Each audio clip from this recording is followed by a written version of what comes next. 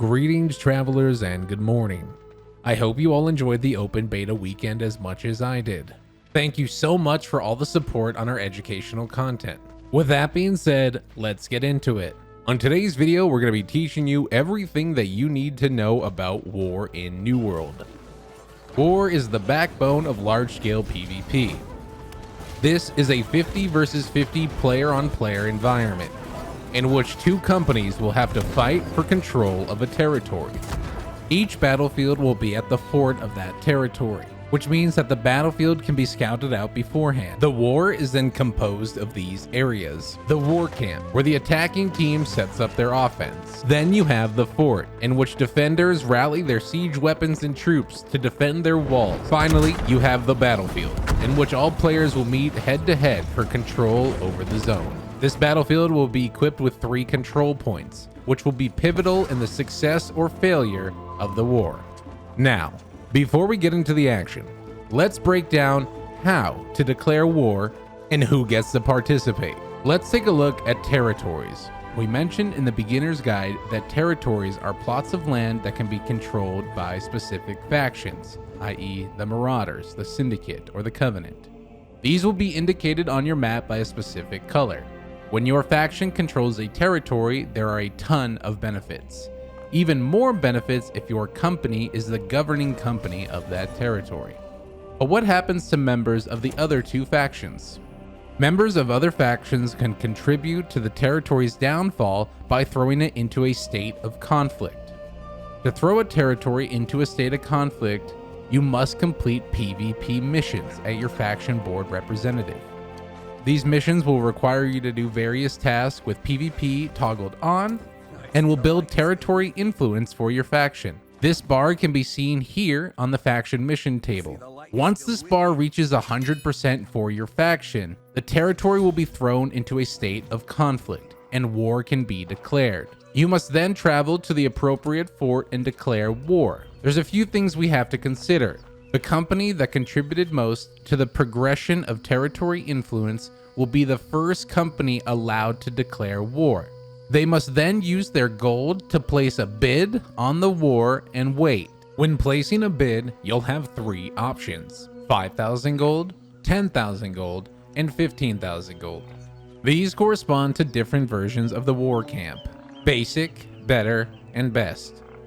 During the 10-minute window, any other company that contributed enough towards the faction influence to throw it into a state of conflict can then also declare war. They'll have the same options of 5, 10, and 15,000. If a company has not contributed enough towards the faction influence, they will not be able to declare war. Your company will have to contribute a minimum of 10% towards the faction's influence. Your company's contributions will directly correspond with how high of a chance you have to be selected. The more your company contributes, the higher the chances. Once all companies are given a chance to place their bid, the selection process is ultimately random, giving all companies a fair chance to be declared Vanguard. The Vanguard will then be the governing company and manage the upcoming army. A declaration of war message will then appear on screen with the 2 conflicting companies. But remember, this is a 50 versus 50 large-scale battle, so we're gonna have to fill out the ranks of the armies. Each city of New World will be equipped with a war board. This is where you'll head to sign up and be drafted for war. You'll be able to sign up for either attacking or defending. The governing company will then decide which members are drafted into the war. It's important to note that you do not have to be a part of the company to join the war. You don't even have to be a part of the same faction. If you want, you can fight as a mercenary in other people's wars. The attackers and defenders must draft 50 players per side. These 50 players will then be teleported to the battlefield 15 minutes prior. Once every player is teleported in, it's time to begin your preparations. Let's look at the war from the attacker's point of view. For the attackers, the basic objective is simple. First, you must capture the 3 rally points, A, B, and C. After capturing the 3 rally points, it's time to break through the fort. To do so, you'll have to break through the gates. You'll have a few options here, including siege damage, item damage, or player damage. But of course, the gates are defended by players on the wall. Once the gate is down, it's time to capture the final rally point. With enough time and bodies inside the circle, you'll turn the flag to your control, capturing the fort and winning the war. The attackers start in a war camp. Depending on the bid from your company, you'll see different variations of the war camp. Unfortunately, all my war camps have looked identical as all the companies have done max bids. Inside the war camp, there'll be an armory. The armory will include items like health, haste, and cleansing potions, items such as the powder keg or a landmine, and deployable siege weapons usable on the battlefield. To purchase these items, there'll be a special in-game currency, denoted in the top right as battle tokens. These tokens will come from your participation in the battle. It's important to note that these items will only last the duration of the war, so use them while you have them. As an infantry soldier, I find that the health and the haste potions are the most useful. To begin your conquest on the fort, you'll have to capture the 3 rally points. This is very difficult. The battle is meant to be in favor of the defending side, so it comes down to a lot of teamwork and strategy. Attackers must have more bodies on the flag than the defenders to begin turning it over in their control. Defenders will mount their defense from the wall or on the ground, deploying infantry or siege weapons to stop the offensive. A crucial difference here is that the defenders can respawn on the rally point, whereas the attackers can only respawn at the war camp. This will change in just a moment. When the attackers capture their first rally point, it unlocks a few different things. First, you'll unlock an additional armory. You'll now be able to purchase items on the battlefield. The second thing you unlock for capturing a rally point is another respawn point. The attacking troops can now choose to respawn at the war camp or their first captured rally point. This process will continue until all 3 rally points are captured. Once the rally points are captured, it's time to turn your attention to the gate. Using various items, player damage, or siege damage, you'll have to bust the door down. It's crucial to get as many bodies as possible on the final capture point. Once the rally point is under your control, the battle is over. The attackers have won the offensive, and the fort and territory is now under their control. If the defenders are able to stop you for the duration of the war, which is a maximum time limit of 30 minutes, the attackers will lose the offensive and not claim the territory. The defending company and faction will still claim control of the territory. Now it's time to look at the war from the defending point of view. Your base of operations is the fort of the territory it belongs to.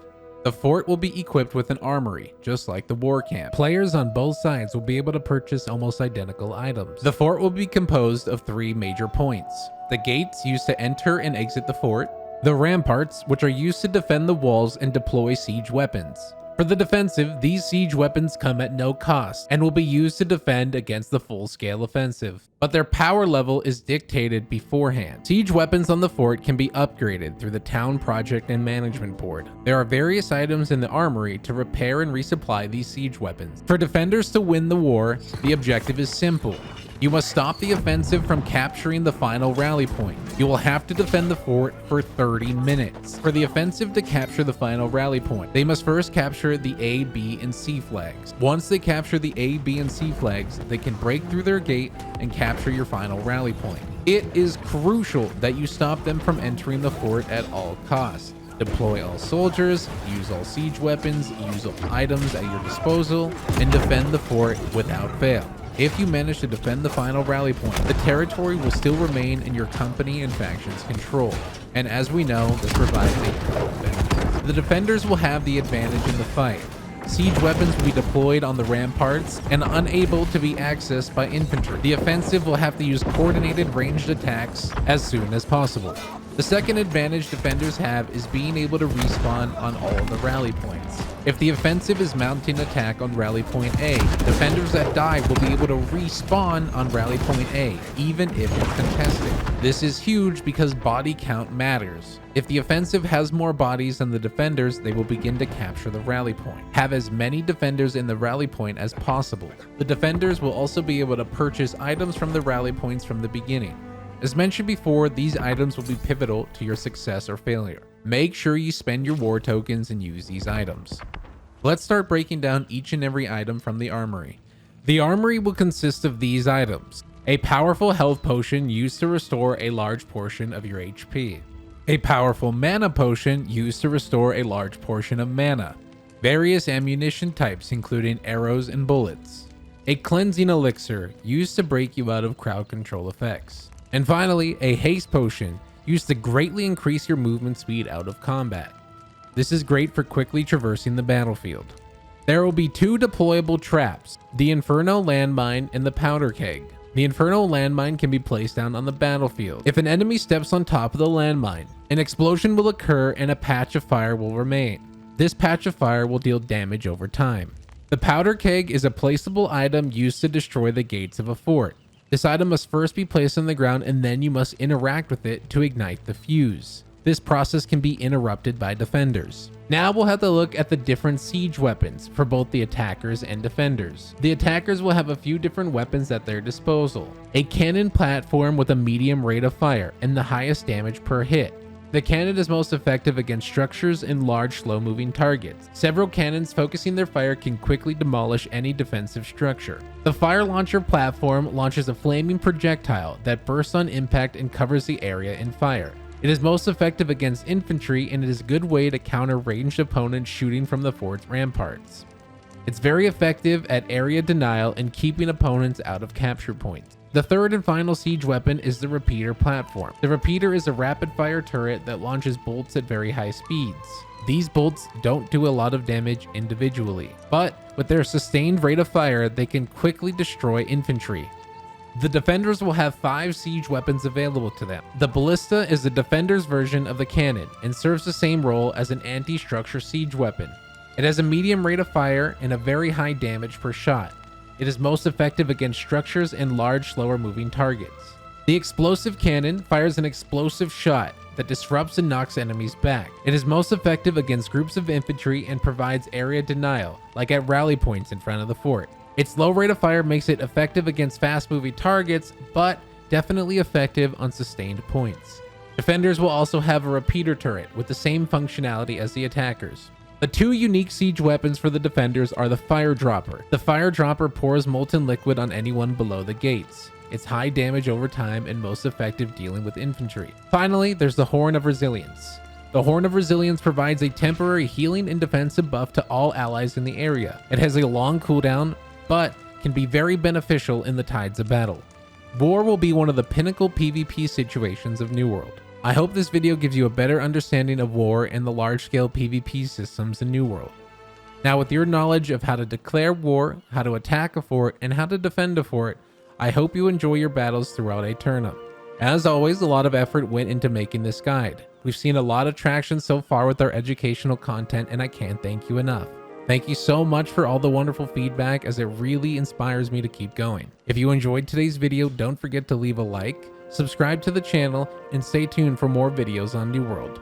A couple more things I want to mention before I go. I also stream full-time. My link will be down in the description below. I play a variety of games, but I'll be planning on streaming New World full-time on release.